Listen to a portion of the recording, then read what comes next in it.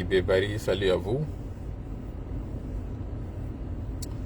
Amadou Kindi Diallo, wa alaykum salam wa rahmatullahi wa barakatuh. Ya Shuaibou Bari, wa alaykum salam wa rahmatullahi wa barakatuh. Kono 16 jours woni feƴƴirde Saudi ton. Awaray umma on yo feƴƴoyre jam. D'Isaac Salvador d'Angola, éternelle bénédiction sur vous, merci. Omar Belayes. Aliou Bousquet Diallo, salut frère, tu vas bien? Je vais très bien. Ibrahim Aboumba, wa alaykoum salam. Mohamed Bari, wa alaykoum salam. Abou Bakra, bonsoir frère, bonsoir à vous aussi. Mohamed Ba, welcome back, thank you very much. Aray mo kala inde mum e yettore mum salminama ma salmitama. Hande ɗo andintinen ko alati ñande 19 lewru 11 ɓurundum ko ɗum woni novembre.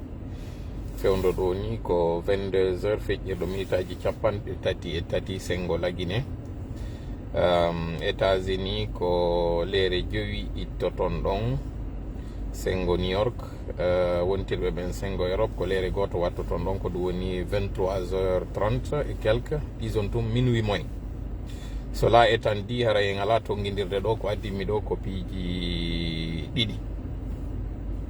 Ara non e majji on anda combien de fois mi hendike appel ji gibi hankin ha fewndo hande ɗo gata wolande ha on to yimɓe maapiɓe humpaɓe goƴaɓe humpitagol anda si miɗo e jaam parce que komi wayritino yewde moɗon hari miɗo durma tawti kadi hari min ni on mi ronki min ni hay si tawi min ɓernde nden e wonki ki ronkali kono ɓandu ndu ronki. Donc woɓɓe tayari no jiɓi est ce que ko konko mi wowli ɗon mi waɗi ɗo en exécution hara mi abandoni liton. Non, c'est pas ça. Ensuite deuxièmement ko addimi ɗo ko jonnugol on les dernières évolutions kon ɗum fewndi ka leydi meɗen, même si en heɓata feere yewtugol beaucoup. Hande o yiɗo ko toɓɓe ɗiɗi waɗɗen e kuntoy toɓɓere meɗen ara nder nden en yewta e fii ko feƴƴi kon hankin ka siége UFDG duuɓi 16 gibi Alaji Sellu ardi on parti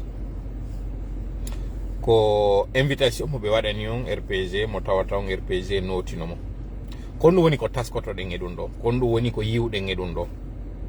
Woɓɓe innayi joni lutte mo UFDG waɗi on fof waranaɓe en ɓen fof hande ɗo ko honno tawirta ɓe wawa invitude wano RPG ara ka siége, surtout wiyeteɗo LCC Moussa Mara immi ari on siége ɗon malgré ko woni wolde kon fof. Woɓɓe no jogui ɗin ideji, woɓɓe goo kadi no woodi wonɓe wiide voilà un exemple à suivre et voilà kon ɗum woni politique. Joni noon enen ka bange frappe e kala ko wonɗen e wadde kon ko honɗum woni ko yiwɗen e ɗum ɗo, ko ɗum ɗo woni toɓɓere meɗen araner nden.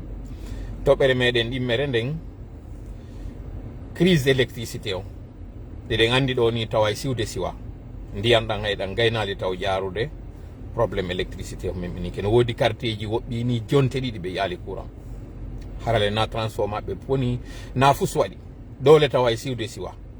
Joni noon landal ngal landiɗen ngal courant ala neɓali balɗe no feƴƴi ɗo ma lebbi no feƴƴi ɗo e wiyama réquisition de 500 millions de dollars fi e wiyama ɓe waɗugol des travaux d'urgence infrastructure annemo. Est ce que hakkunde konko tawata courant ala e landegol ɗen mbuuɗi est ce que yuɓɓodira nokkugo, est ce que ala ton ka tawata hiɗen hanuno taskagol tefen ande moƴƴa est ce que ɗin mbuuɗi landaɗi ɗon ko fi waɗugol infrastructure ji tun en tant que tel ka ko probléme ji marɗen. Joni noon o réponse ɗo no gasa en heɓatamo lagine kono en heeɓi ɗo piste de réponse en hamma e sengo maali tawɓe ɓen kamɓe kadi ɓe mari le même problème.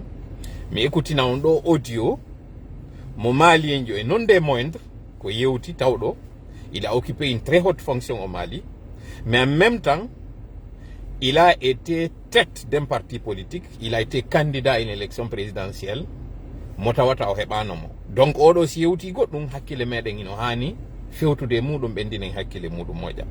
Kombo woni mo kon ɗum kadi on yewti o nanay ɗum e nder o directeur o si Allah jaaɓi.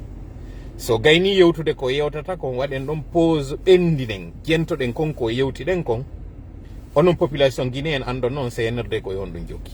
Par ce que nde yewtere nde o waɗanta en ɗo son pooɗi noppi moƴƴa on ɓendini hakkil on pooɗi noppi moƴƴa on ɓendini hakkilo ndaara wiya to goɗɗum ko faamu ɗon.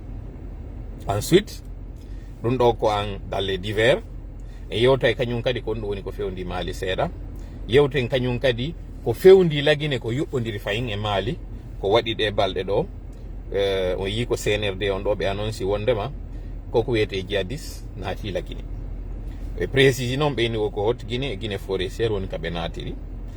Yiltitoɗen noon e vidéo ji men ko wonno ɗen e wadde no ya quelques mois ou ya même quelques années ko explique ɗen fii ɗum ɗo konko tawatara e ɓeɓɓi ɗum ko honto kadi ɓe faalano waɗirde ɗum kono ɓe tawi ɗum ɗo wawata gasirde noon fo e muɗum noon ɓe rekilaali ɓe yiltitoto woni moƴƴa fiyo ɓe ƴettu elan fiyo ɓe waɗu konko ɓe faala ɗon kon.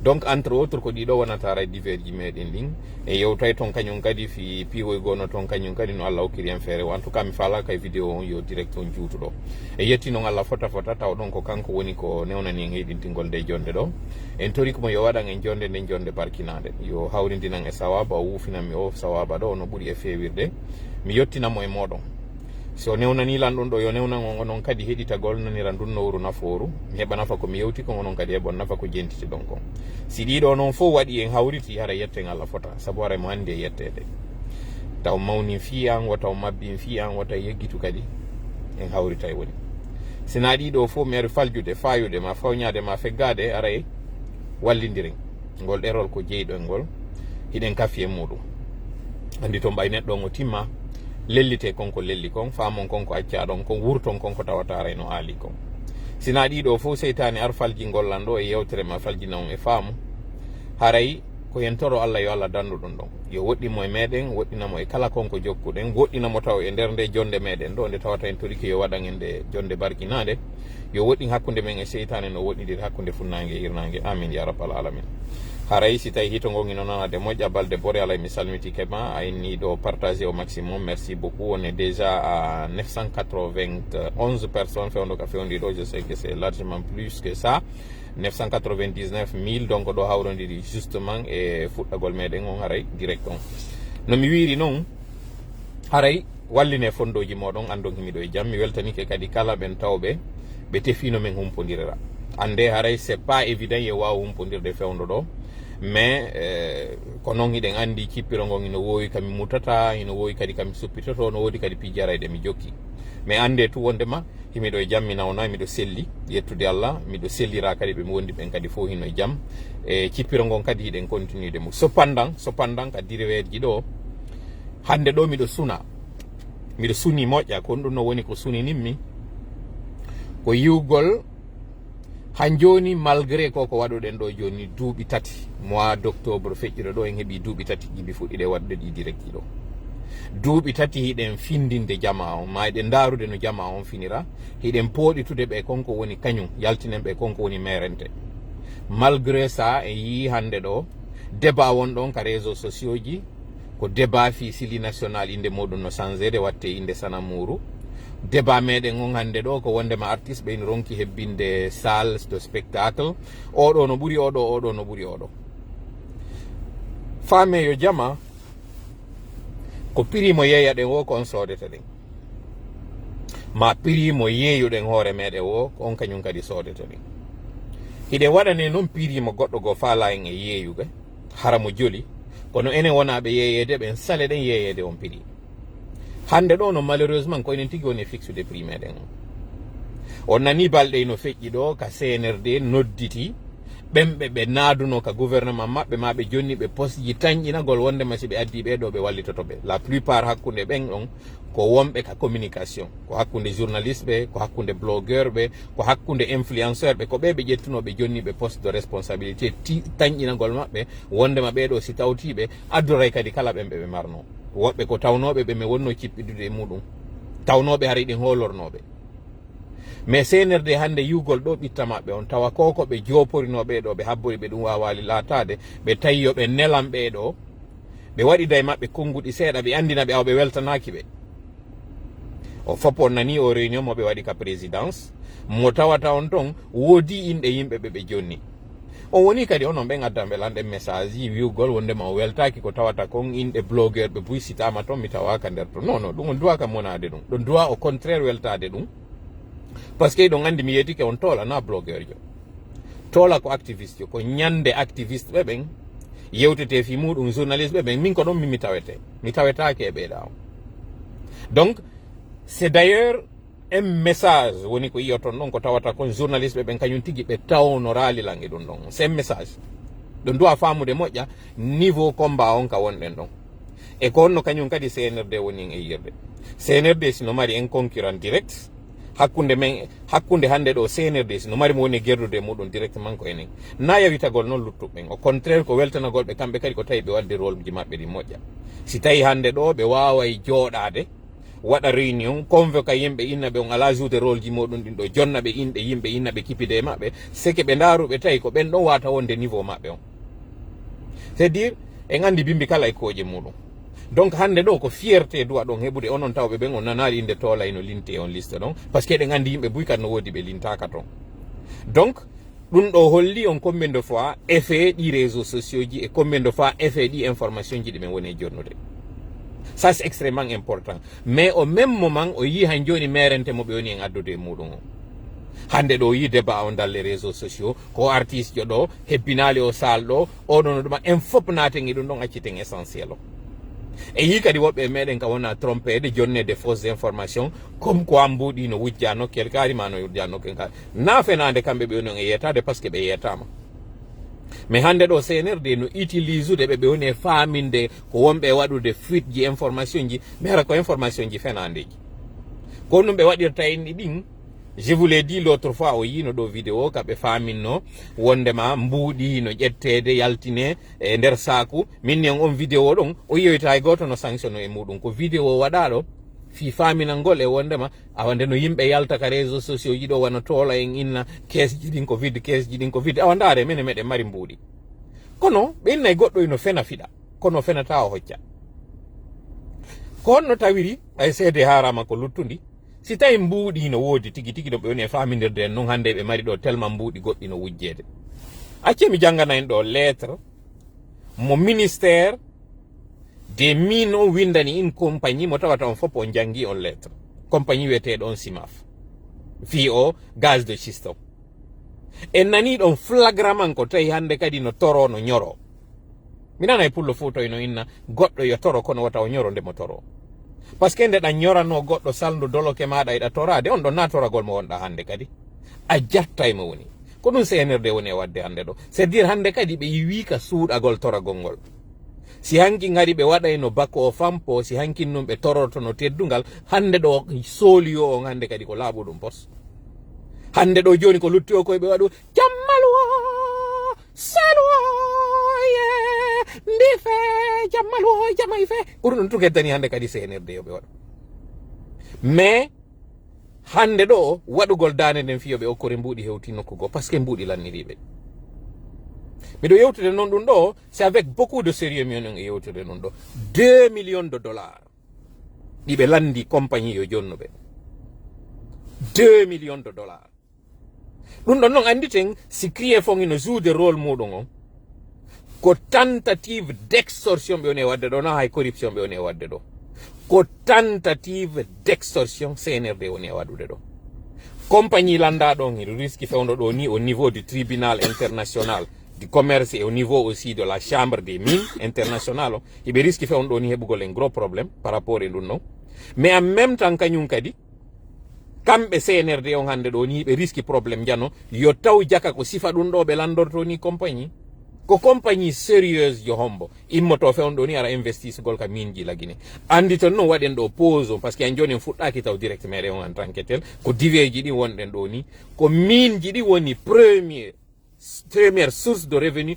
ko lagine mari ka mbuuɗi heɓoto e muɗum ko si iwi min ji ɗin hikka ɗon hande kadi noon impôt ji ɗin simoɗon noon hande kadi noon ara exportation ji ko marɗen kon en terme yugol ko produit agricole ji ɗin ko ni wonɗen heɓirde premier niveau on ko min ji ɗin deuxième niveau on ko importation ji ɗin à travers les douanes troisième on noon hande kadi activité ji interne ji ɗin taxe impôt ji ko ƴettete si tawi noon hande ɗo au première source de revenu ɗo au premier secteur addanowo ɗo mbuuɗi hande kadi koye ɓe arɓe doola yimɓe ɓen ɗum ɗo holli en combien de fois nous sommes le dos au mur mais ɓe faminana en ɗo ɓe jonna information ji fenandeji ɓe waɗana en vidéo ji manipulation ji ɓe faminana en mbuuɗi no woodi ils n'ont pas d'argent ɓe gayni kalade joni noon fi on faamo moƴƴa ɓe gayni kalade joni en inversa e rôle ji ɗin ɗo toɓɓere aranere nden wattende hande kadi toɓɓere meɗen ɗimmere nden iwen direct ɗi révélation ji ɗimi jonni on ɗo ɗi point ji ɗo yahen directement noon e o crise d' électricité mo marɗen hande ɗo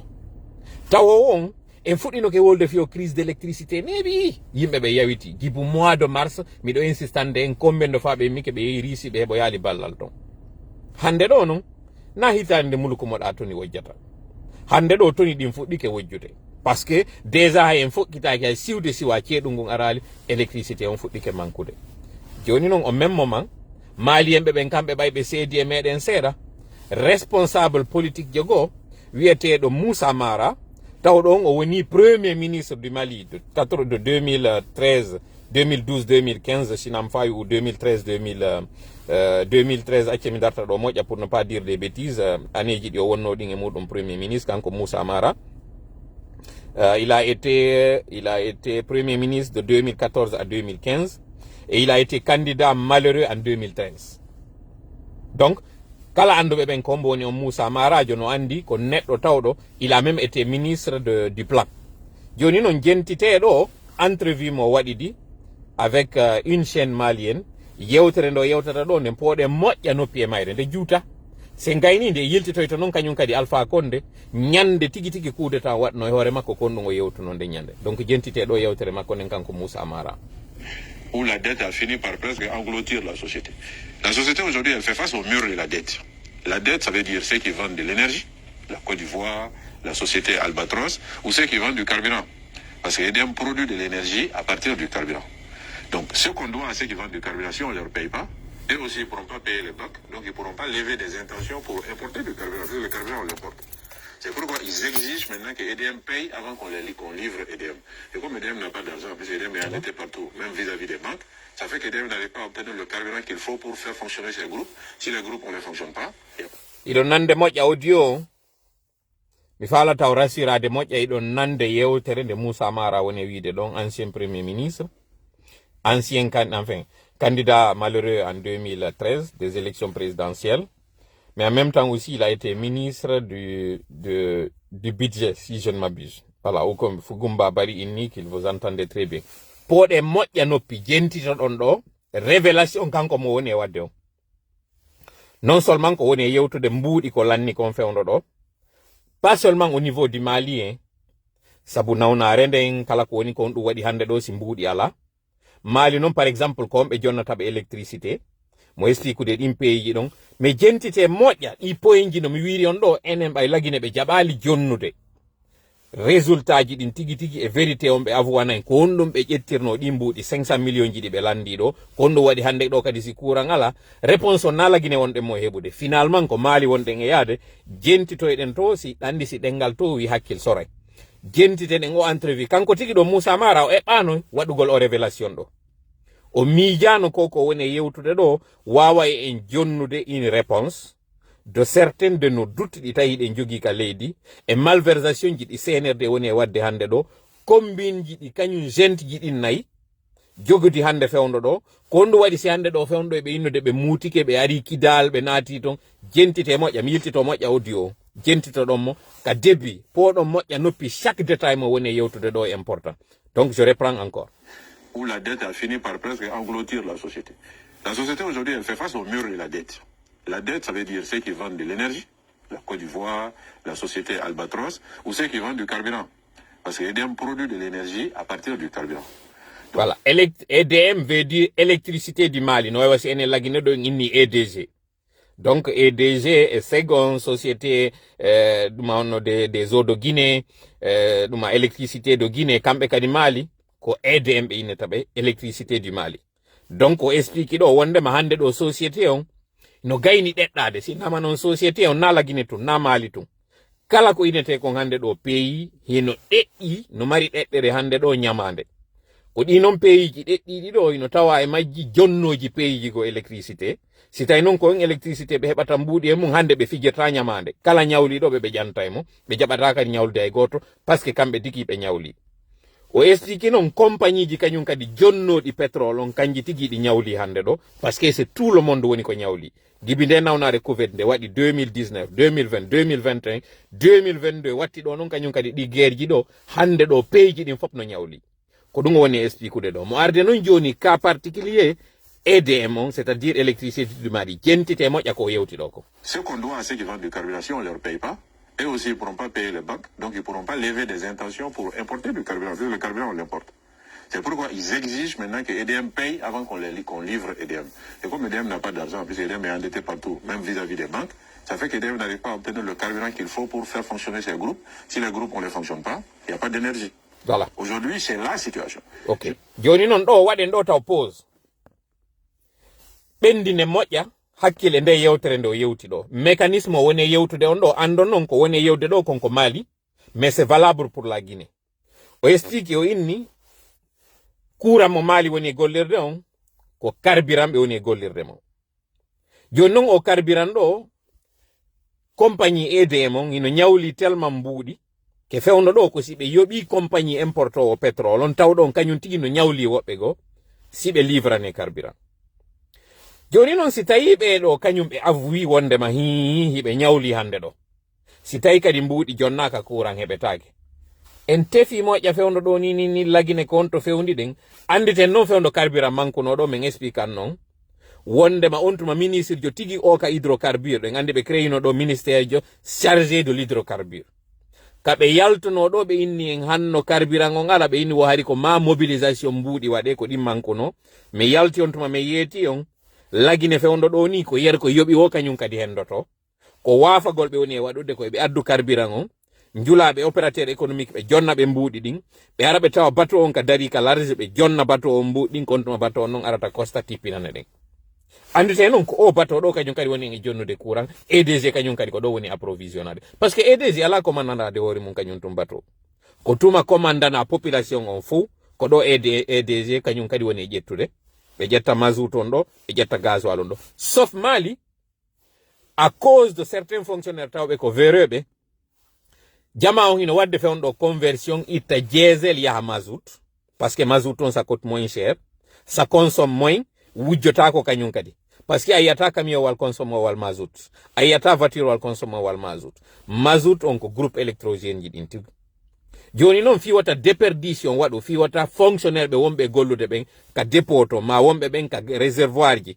wonɓe jonnude cuve ji ɗin carburant si ɓeɗo kañum ɓe andi gasoir si ɓe yaltinimo ɓe yeeyoyi hay siko sallita ɓe mari mbuuɗi buyi ɓe ponctionna hande kadi ton donc fewndo ɗo la tendance c'est de faire la conversion du diesel vers le mazout et non l'inverse Mali noon fonctionnaire ɓe go kon ɗum waɗi ko waɗugol direction inverse on c'est-à-dire ɓe itta ka wonno mazout kon ɓe wattita diesel hande ɗo noon ça donne ce que ça donne c'est que y a du vol mbuuɗi tawɗi hande kadi noon ils ont du mal à gérer ça bref anditen han joni kaka divers ji taw wonɗen kono jentite ɗo mécanisme on no woni mo expliquirde noon ha o aroya ɗo noon ko honɗum wonata piste de solution ji ɗin si journaliste ji hollanditemo jentite moƴƴa yon ɗo noon ko honto woni collision on hakkunde Lagine e Mali jentite. Je ne dis pas qu'il n'y a pas de mauvaise gouvernance, de mauvaise gestion, de détournement.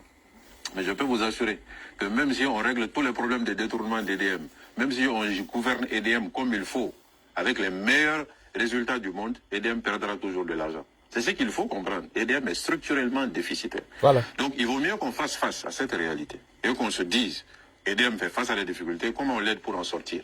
Il y a de la gouvernance, mais il faut mettre de l'argent. Le problème d'EDM, c'est de l'argent. Il faut mettre de l'argent pour éponger les dettes, il faut mettre de l'argent pour relancer.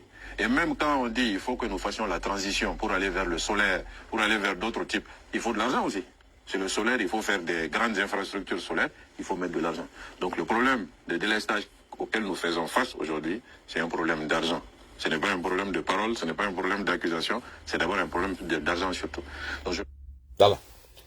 Koko on ɗo yide ɗo foy ɓe ƴawra ɓe jolda mi yeetike on encore une fois mi insista seede harama ko luttundi mo inni kadi okkete tuuba ndaarumba o ɓornimba goɗɗo no fena fiɗa kono fenata hocca si hande ɗo ko goonga mbuuɗi no woodi senerde no mari mbuuɗi les caisses sont pleines fi on ɗum hande ɗo on a du mal à avoir de l'électricité probléme mo tawno monsieur Alpha Condé kañum réclanino e ɗum ɗon on jentitata non ɗo joni ñande 5 septembre yewtere nde kañum monsieur Alpha Condé wonno waddude e militaire ɓe nangunoɓe mum ɓen joƴƴini ka salsi tawi e yeggiti machine ji ɗin kañum yeggitata mi yiltitana on ɗiɗo nanon ko monsieur Alpha Condé wonno wolde ko ñande coup d'état on waɗi hakkunde makko e sori ɓen kaɓe wonno poɗodirde andi ten ɗo noon han joni tawɗe maaligoy taw e gartali lagine par ce que lagine kan hiɓe uddi kundule wonɓe ɓen ka EDG hiɓe uddi kundule wonɓe ɓen ka radio ji hiɓe uddi kundule fonctionnaire ɓe ɓen kala taw o yalta e waɗa ɗi révélation ji hiɓe yeetimo hiɓe tappani ɓe hoɗɗaniɓe leydi wonde mata ɓe yaltuɓe wowla kono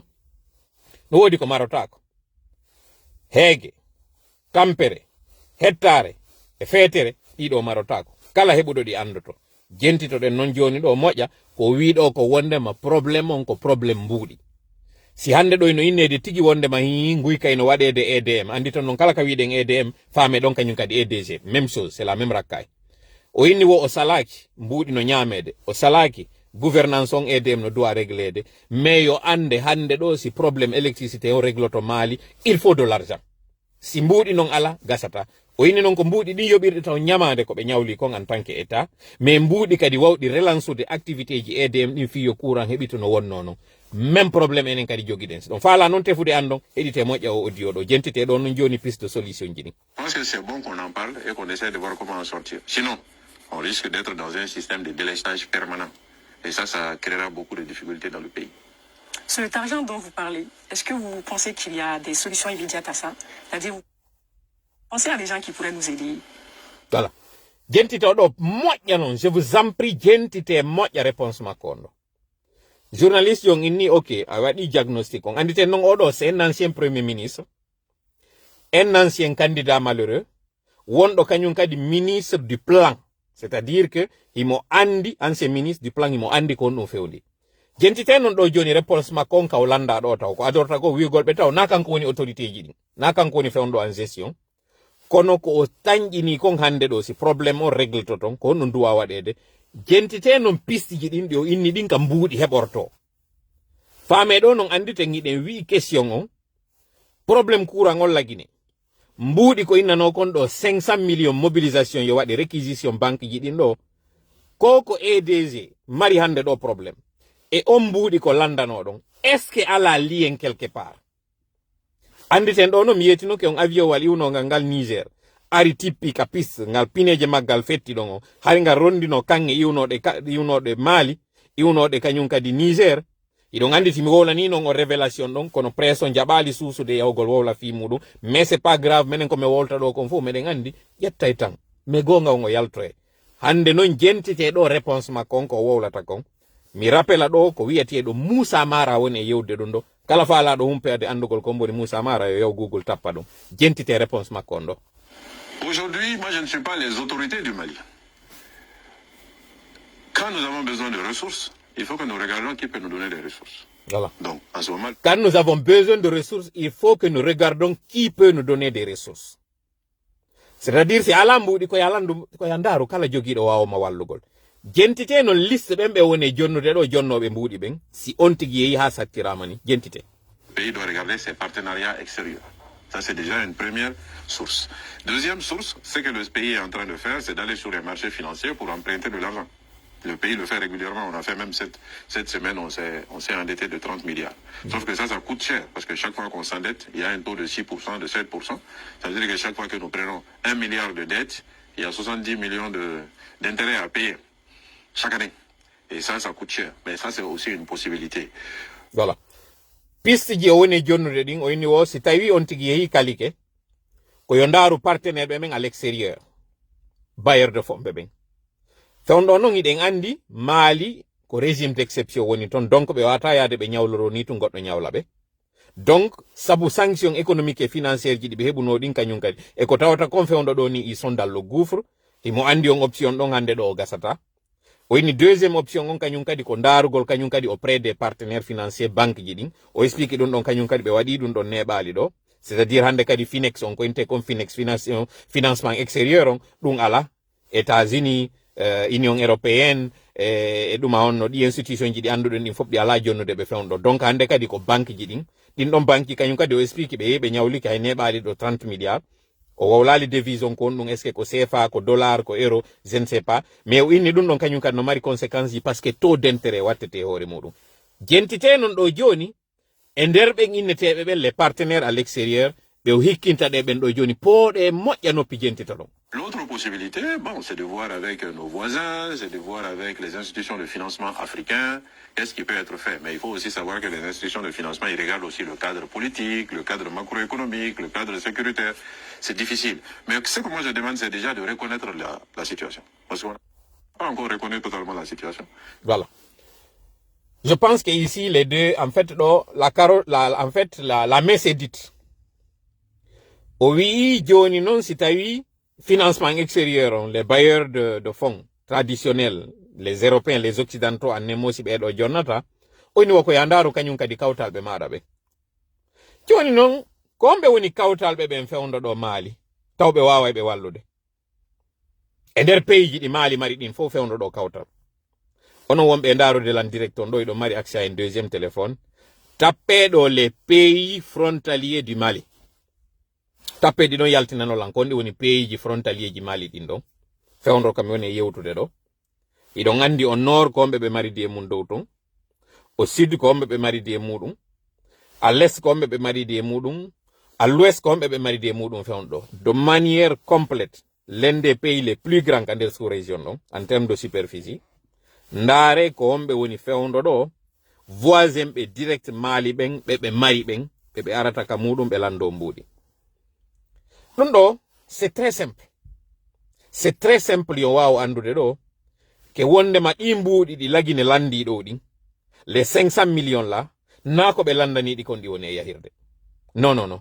Ko fi wawgo règle gol ala fois problème ji ɗi jogiɗen ɗin enen e problème ji kañum kadi ɗi woɓɓe go jogi wala goɗɗo inni ɗo Mali goɗɗo inni ɗo les pays wonɗi ɗin voisin e maɓɓe Sénégal Côte d'Ivoire Burkina joni noon eɗen andi kamɓe Sénégal probléme oɓe mari don Côte d'Ivoire ka wowlaka ko Burkina tawɓe ɓen hiɓe mari probléme ko ɓen ɗo wawata ɓe wallude ko lagine fewndo ɗo ɓe mari de muɗum par ce que na Algérie ɓe yata ɓe tawa ɓen ɗo yoɓe walluɓe voilà goɗɗo inni Sénégal Algérie Niger Burkina Faso Côte d'Ivoire e lagine ko ɓe ɗo woni ko ɓe mari ɓe ɗiɗo noon pays ji fop fewndo ɗo wawɗo ɓe wallude ko lagine na Côte d'Ivoire na Niger na Burkina même si Niger na direct be mari de mudum kono be do fop wawata be wallude donc annem mo wawe famude o révélation mo Moussa Mara wadi do kanko tigi o watano eɓɓande ɗum ɗo o andano wonde ma koko wonno yewtude ɗo o jonnino e réponse o jonnay en ɗo woni une piste mo tawata mais kanko e mo andi kanko ɗo en tant que ancien dirigeant homme politique imo andi ko fewndi kon et c'est un économiste en plus d'après information ji ɗim heɓi ɗin hoore makko. Donc, il m'a dit qu'est-ce qui est en train de se passer aujourd'hui dans le pays. Et non, la Guinée, il n'y a pas d'investigation. Il n'y a pas d'enquête. C'est une de nos activités ko fala ino wada ko fala. Entre-temps, il y a des pistes qui sont yalto de wolen fi artiste. Jama finen seda. Élevons le niveau du débat. Koni se kuture kanyun kadi hendir no manipulier nangi wadugo yimbe fo zuwobe théâtre, wadobe ballet africain, wadobe orchestre jibe wadi en yimobe ama. Hande do ndare di peji tawno di dingen fokkitido ne mabbe o fi jama ko Congo ko Mali ko Burkina ko duma honno disons ko honto kanyum kadi di peji di anduden din fo e mabbe don fop innete do ngara évolue mo je affaire musique ko Congo Kinshasa c'est-à-dire République démocratique du Congo Zaire ko ben don évolue no e mudum mais hande do kon non du rapportani be tigi est ce que ko konko be yawno be braki on culture ndo way be wallitade Sékou Touré a été la plus grande calamité mo lagine hebi parce que Sékou Touré o inno woy mo jembude chinois ben particulièrement Mao mais o ronki jembude Mao de manière positive Mao o investi no culture mais culture hombo Mao investi no mudum culture de la terre on ko dum o yawno e mudum fewndo maro imoto ara Chine fi ƴettugol dirige Chine hari Chine hino mari ɗumaɓe artiste ɓe buy e culture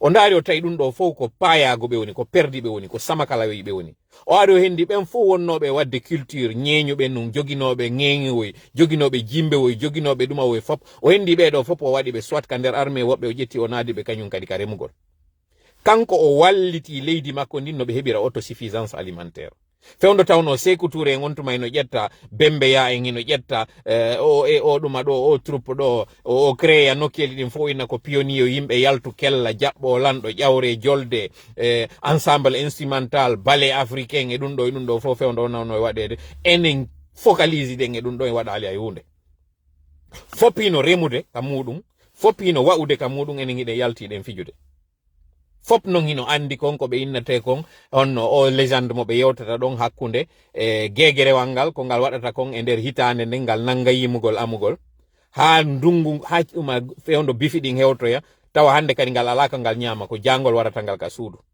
e nder hitande ceeɗu ngun fof kañum hara dendilaji ɗin kañum e kordoliji ɗin kañum no yalti no yadde ɗaɓɓoya ñamete addanada gayɗe ɗen fof hebbina ñamete ko ɗum Sékou Touré waɗi en ɗo ɓeɗo noon taniraɓe Sékou Touré hande ɗo ɓe artiɓe naaditi en kañum kadi on terrain ɗon hande faminalngol en wondema wo ko culture o wawata en développude mon noyi ndareɗo hande bilde sam ɗo ko woni e wadde ɗo wo ko semaine mi anda honɗum fi culture pour la paix ene o paix ɗum hiɓe sikka kamɓe ɗum ko décret waɗete fi yo ɓuttu waɗu e leydi kayɓe sikka développement ko décret waɗete ɗum leydi ndi ala gollude ndi ala wadde fus ndi ala wifude ndi ala tafude konto enen habbiɗen e yalta e nder nde tampere men mi jeeji on jama yalte o merente so nani mi inni on mi gayni ronkude ko yiwgol ngol han joni enen en gaynali famude gemɓeɗe on en gaynali hanjude famude ko onno ɓe woni en e trompirde ko onno ɓe woni en e manipulirde ko onno ɓe woni en e rabesirde ko onno ɓe ƴetti ukki en e nder biniri ukki en e nder gaygi ino yilira e nder to wa babbi no huwa en ko faala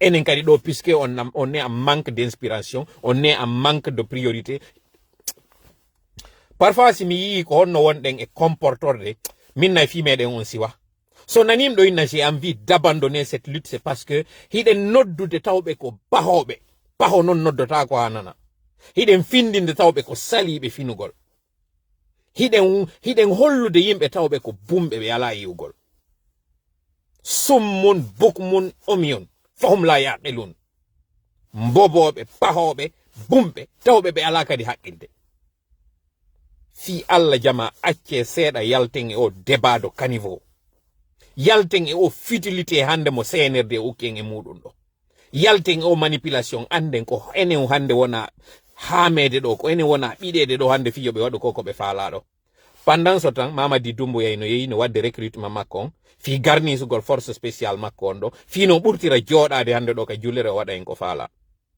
are non joni e premier point on wala ni sorte nde yewtere ɗo j'espère que on wawi famude ɗo moƴƴa en fop en yii ɗo konko wona e waɗede ɗo hande l'union sacrée hakkunde UFDG donc l'ancienne opposition et RPG l'ancienne mouvance piwum kun tawno fewno men memmini kun ɗo début 2022 ɗo yimɓe wattuno men feetuɓe y compris tawaɓe o parti UFDG ɗo woɓɓe yaltuno on tuma communicant ɓe nangue wiggol toola anga her sali ɓe waruɓe men ɓe waranɓe men ɗi duuɓi 11 fof ko ɓe waɗi men ɗo on tuma min waɗano e sawru min particulièrement ala vidéo ji on tuma ko waɗano ka e hoore am ɓe men nodduno e wallito men on tuma fewndo tawno ari CNRD gaynali heɓude doole ko ɓe yaltuno on tuma critique men woɓɓe yalti hay inni meɗen duwano haɓɓude haɓɓere goro men ara men tawa ɓe fi marche mo men innuno on tuma yalti e hulɓinen CNRD ɓe sali hande ɗo noon nous sommes très heureux très ravis de voir que konko men memminnon on tuma min piirida contre muɗum min darta on tuma min yenna men konga hande ɗo sa été en fait donc je salue hauteur konko tawata kon ɓe responsable ɓe UFDG ƴettuɓe o idée o initiative ɗo parce que il n'y a que dans l'union qu'on aura la force kala janguɓe ɓen politique moƴƴa ino andi un peuple divisé c'est un peuple faible kala ɓe yiwɗon hino wiwde korun am beɗum am fuɗɗoɗon non ɗum ɗo ka nder ɓeygure moɗon so yi nene gotoɓe ma baba gotoɓe tawɓe ɓe fotta o yi ɓeygure tawde ko lancotawde o yi kadi ɓeygure tawre ko perdore kono yimɓe kaɓe woni baasiɗuɓe o kaɓe woni fofuɓe wosi ɓe wallidirde ɓe jonnidiri juuɗe o yi yimɓe foruɓe on yi yimɓe dolnuɓe on yi yimɓe wo foloɓe parce que ko fotti fooli ko ni wiira mais fewno men memminno o idée on tuma hari CNRD no manipulude mo kala e meɗen faminanayi no wallude ɓeeɗa ino dartade ɓeeɗa no dartanade ɓeeɗa fi wallugol ɓeeɗa hande ɗo noon alhamdulillahi rabbil alamin ko ɗum ɗo woni esprit parce que ko ma wawen sendidirde hakkunde konko wiyete parti politique mo tawata ko civil ɓe woni e muɗum e ngi système wi hande ɗo taw ngi ko leƴƴi ɗin fof naati e nder maggino warindirde en ɗo e o armée tawɗo ɗo a réalité ko milice wonɓe ƴettude ɗo pinkaji wara hande ɓeɗo waroya janggo ɓeɗo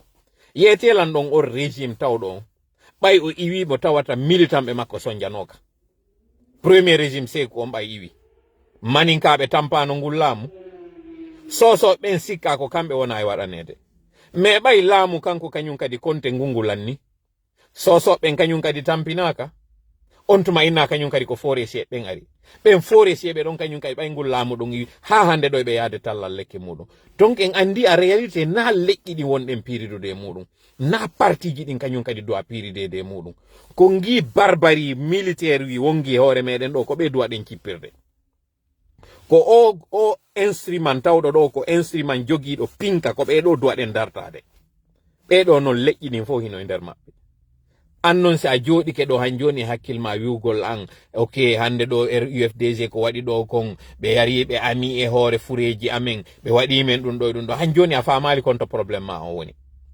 e de surcroît noon ɓe wonɓe wadde ɗum ɗo ko wonɓe kellande hande Mamadi Doumbouya ko wonɓe kellande hande ɗo armée guinéen non tawɓe ɓen noon force maɓɓe on kamɓe armée guinéen on malheureusement ko réprimugol population maɓɓe on wara yimɓe wara civil ɓe finen seeɗa yo jama finen seeɗa yalten e o débat do caniveau en tout cas on yiɗo kanko LCC tawɗo kañum kadi on ɗon kañum kadi ko Moussa Mara iwgol maɓɓe ka siège ton hanke ɓe ƴettimo ɗo ɓe nangimo ɓe naɓi ɗo wiide ko ɗum ɓe nangirimo kanko LCC par ce que nde mo yalta ton ɓe jonnaymo mission ɓe yeetomo yo memmintin kadi affaire Mandé Jalon o ko sabu ɗum ɗo ɓe accirnomo ka yaasi sina ɗum ɗon andi LCC ko tammun ɗum ni ma naya ɓum ɗum ni ɓe nangamo so landike noon Ansou Damaro mi wolani no Ansou Damaro neeɓi ka ɓe faalamo nangude kanko LCC o gibi ko waɗno kon kanka waɗuno ɓe faala noon tuma nangude mo kanko LCC kono ɓe ronku par ce que hiɓe habbimo yo wonu ka yaasi seeɗa o waɗana ɓe gi propagande wi fi affaire o Mandé Jalon o andi kanko ko marajo donc ko jalunkejo waɗen ɗo noon dernière pause um andintinen LCC ko jalunkejo mo farana woni mo kanko LCC par ce que ko mara o yettete joni noon hande ɗo eɓe faminde wondema o pouvoir maɓɓe ɗo surtout kanko Idi Amin wondema ko pouvoir mo ɓe faala jonitude kamɓe sankarankaɓen doole si anni noon sankarankaɓen ko jalunkeɓe woni en premier lieu si hikka ɗon noon hande kañum kadi maninkaɓen joni noon kanko ɗo on tawɗo hande ɗo emo famini ko kurankoɓen e kañum jalunkeɓen e mi anda homɓe honɗum ɓen kañum kadi woni dartanade ɗo ko ɓe waɗi ɗo yiltitoy to contre maɓɓe parce que LCC tu le veux ou tu le veux pas hande ɗo il représente quelque chose hande ɗo ko ɓe waɗi ɗo yiltitoy to contre maɓɓe ko ɓe waɗi ɗo hande toujours ɗon andi si haaju wañowo nde no bona ko ɗoyru ukkotomo ko ndun ɗoyru woni e ukkade ɗo ni Mamadi ils sont bloqués de tous les bords ko ɓe nangi ɗo LCC ɓurti en hollude combien de fois CNRD acci goɗɗo woka yaasi on mo ɓe tawi ɓe mari haaju e makko e mo nafude ɓe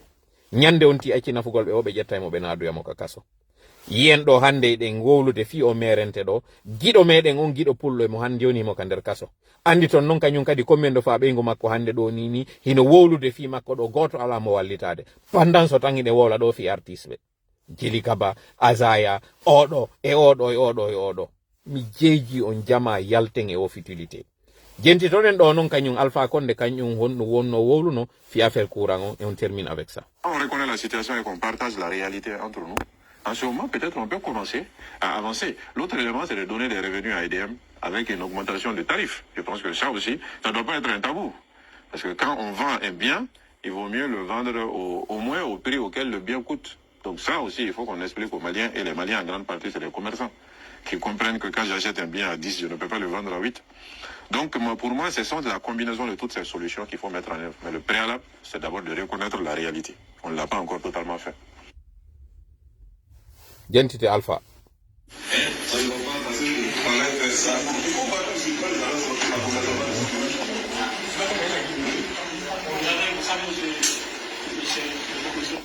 J'invite tout le peuple de Guinée à écouter cet audio qui date du 5 septembre. Il s'agit d'un échange entre le professeur Alpha Condé, ce jour-là avec des éléments des forces spéciales. Écoutez très bien cet échange très courageux de la part de M. Alpha Condé.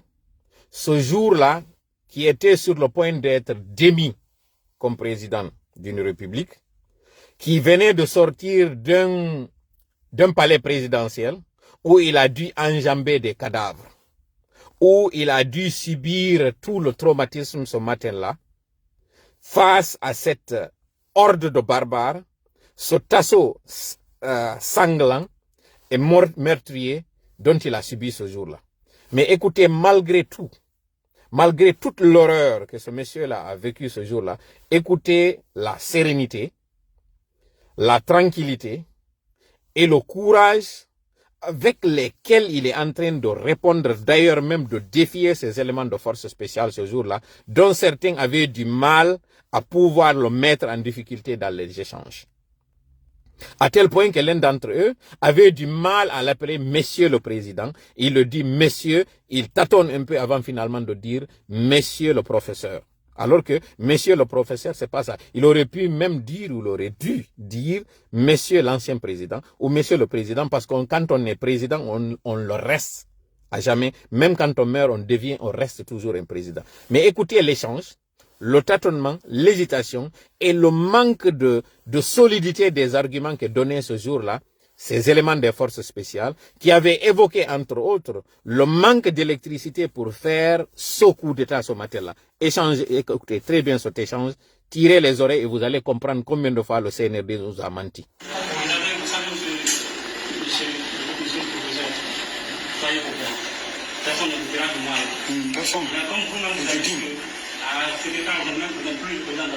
C'est pour la paix de ce pays. Écoutez, hein, il le défie, il dit, moi je suis encore président de la République. Écoutez le courage de cet homme. Hein. Ce ne sont pas des éloges, c'est une réalité, c'est des faits que je suis en train de vous exposer là. Un homme qui est dans les 80 et quelques années, un octogénaire, qui subit ce qu'il a subi cette nuit-là, cette matinée-là, qui a vu des cadavres, dont parmi ces cadavres, certains proches à lui, sa garde rapprochée, il les voit gisant dans le sang, dans une scène d'horreur, et qui se retrouve seul civil face à des hommes armés qui sont capables de tout, et qui les défient de cette façon-là avec une sérénité inégalée. Écoutez très bien, hein. Il dit, moi je suis encore président de la République parce que moi je suis élu. Écoutez très bien, hein. Ça c'est d'abord l'entame, l'approche, l'introduction de l'échange entre ce monsieur et ces éléments des forces spéciales ce jour-là, qui nous avait fait croire monts et merveilles, qui nous avait vendu une chimère, qui nous avait vendu ces faux espoirs qu'ils étaient venus pour nous sauver. Écoutez. Mais est-ce que les gens ne sont pas dans les pays avec vous savez comment les gens sont au Sénégal, en Côte d'Ivoire? Si là, ils n'ont pas la même condition que nous. Quelle condition? Vous savez combien de gens souffrent? Vous voyez, plutôt que de subir les questions, c'est lui qui mène l'interrogatoire. Il a transformé la situation. Il a pu rendre la situation en sa faveur. Et c'est lui qui est en train d'orienter le débat. C'est lui qui est en train de poser les questions, de répondre et de coincer même ses interlocuteurs. Écoutez, en ce moment, Doumbouya était où? Doumbouya était en train de se pavaner. Il était dans sa cachette. Il sort, il est dans son plan de manipulation, en train de trouver le moyen sur comment faire sortir. Et en ce moment-là, les gens n'étaient pas encore sortis. Hein? Les gens n'étaient pas encore sortis. Écoutez très bien dans l'audio, vous allez entendre l'un des militaires dira que tout à l'heure, la population va sortir pour nous. Écoutez. Vous savez les efforts que moi j'ai fait pour que ce pays avance? Vous l'entendez même taper sur la table. Il tape du poing sur la table. C'est une expression. Taper du poing sur la table. Un vieillard qui vient d'être victime d'un putsch, qui a en face des hommes cagoulés, des hommes lourdement armés, qui ont montré qu'ils sont capables de tuer, mais qui va jusqu'à taper la table pour les gens là, pour leur dire, je vous défie, je suis encore le président élu par le peuple, même si vous savez très bien le forcing qu'il a fait. Mais toujours est-il que lui, dans sa conception, il est le président élu, parce que d'après lui, il a respecté ce qu'il fallait respecter, et donc, il jouit d'une certaine légitimité. Il tape du poing sur la table. Mais écoutez, gentite mo Alpha Condé do ngorgu makungung e ko waddi ko ngebedo. Gentite.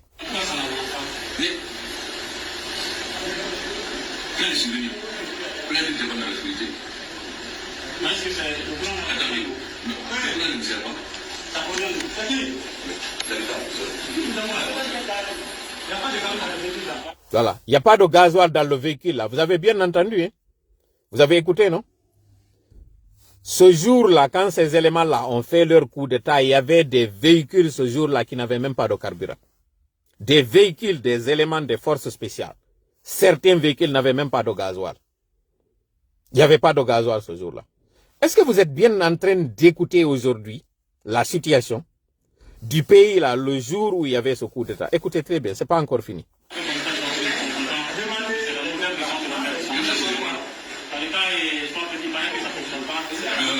Quand l'État est soit petit, il paraît que ça ne fonctionne pas. Hein. Des gens qui ont été manipulés pour aller faire un coup d'État à qui on a dit qu'il n'y avait pas de solution pour le courant et à qui on a dit que nous venons pour régler le problème du courant, alors qu'à l'époque au moins il n'y avait pas de délestage.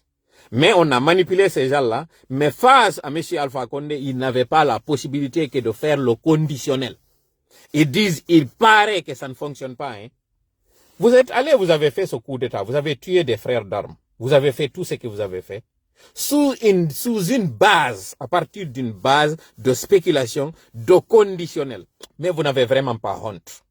Sincèrement, vous n'avez pas honte, vous avez pris tout ce risque-là, d'aller déloger un civil de son pouvoir, pour des présomptions, et on vous dit que l'État ne fonctionne pas. Vraiment, c'est honteux pour vous. Mais c'est pas vous, c'est nous qui avions soutenu ce jour-là, c'est nous qui avons commis l'erreur. Écoutons.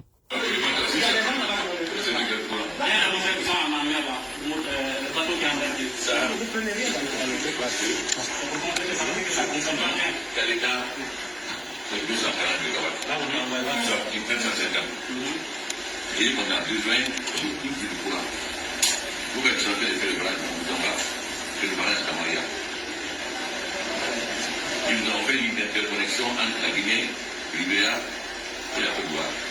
Hier soir, j'ai appelé Alassane pour que je vous déploie le courant aujourd'hui.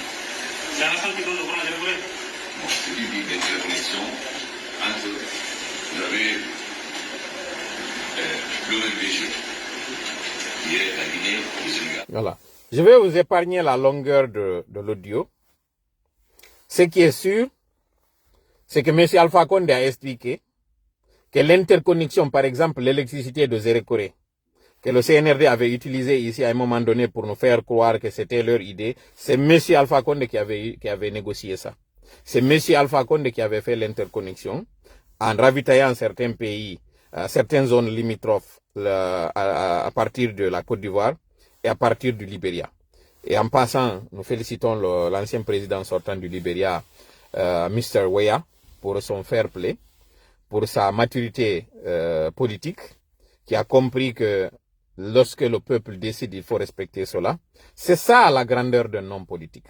Et aussi respecter et féliciter la maturité du peuple libérien, qui a aussi fait preuve de sagesse, de patriotisme, mais aussi de civisme surtout.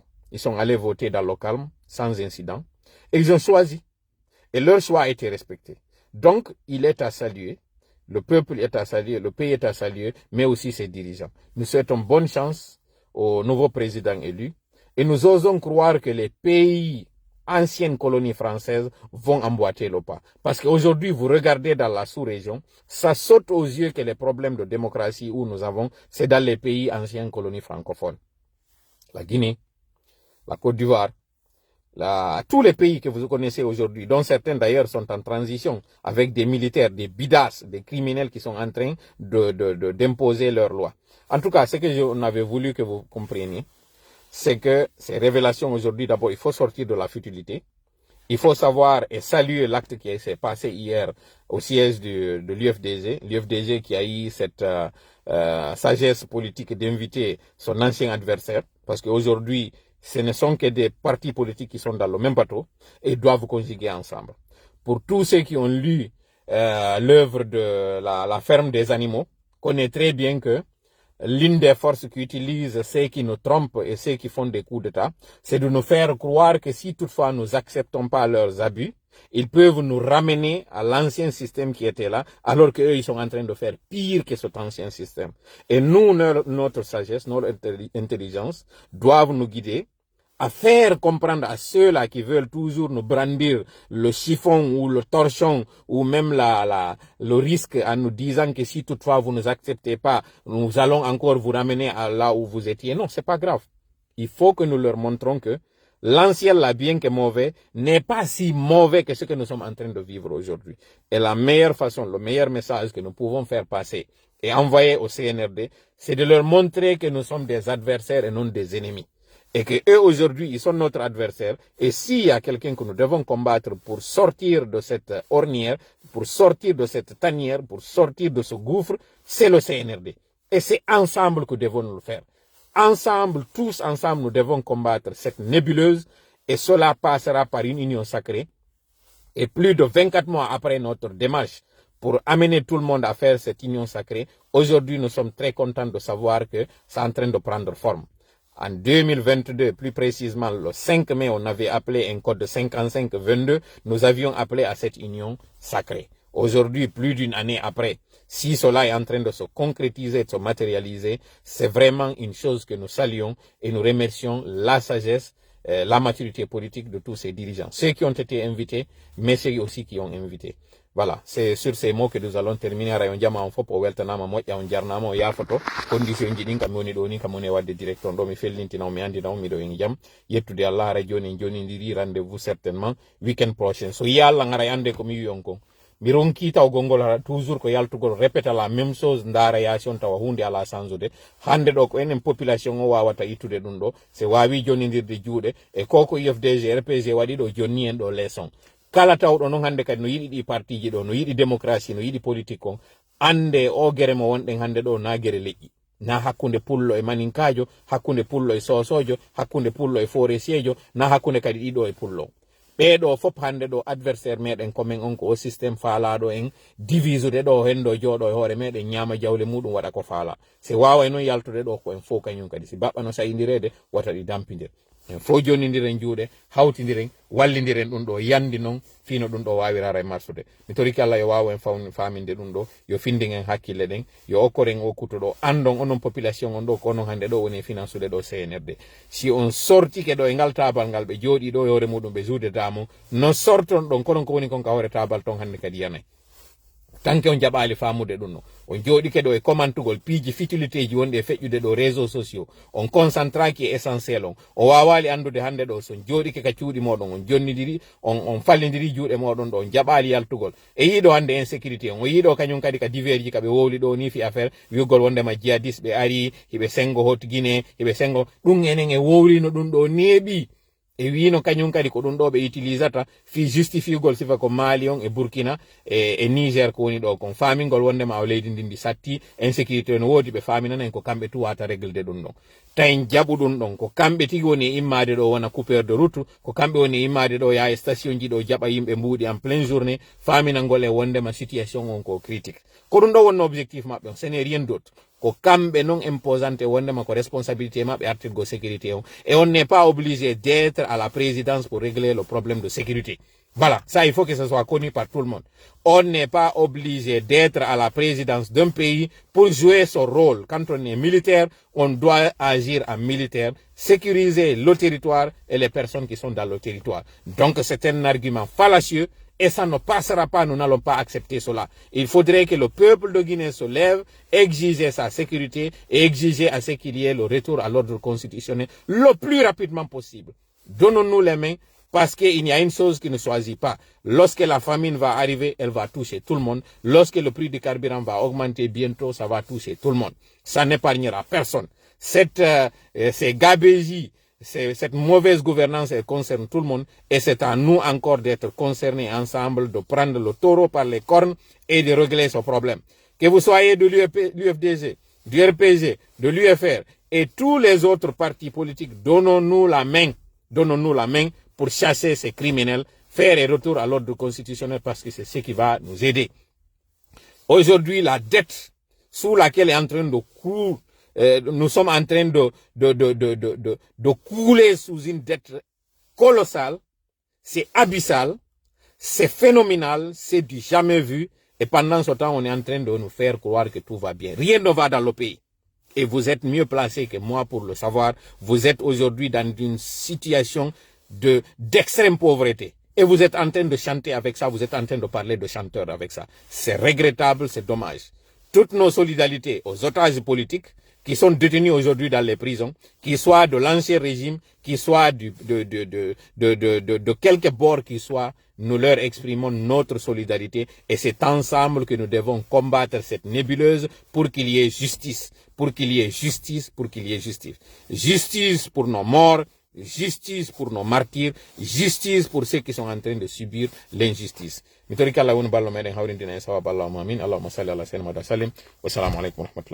Ciao, ciao.